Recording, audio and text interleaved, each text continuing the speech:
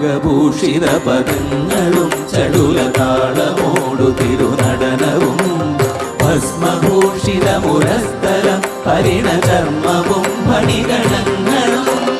Vasuki പരിവിശോഭിതം വിമലവക്ഷസുംഭവഭയാവഹം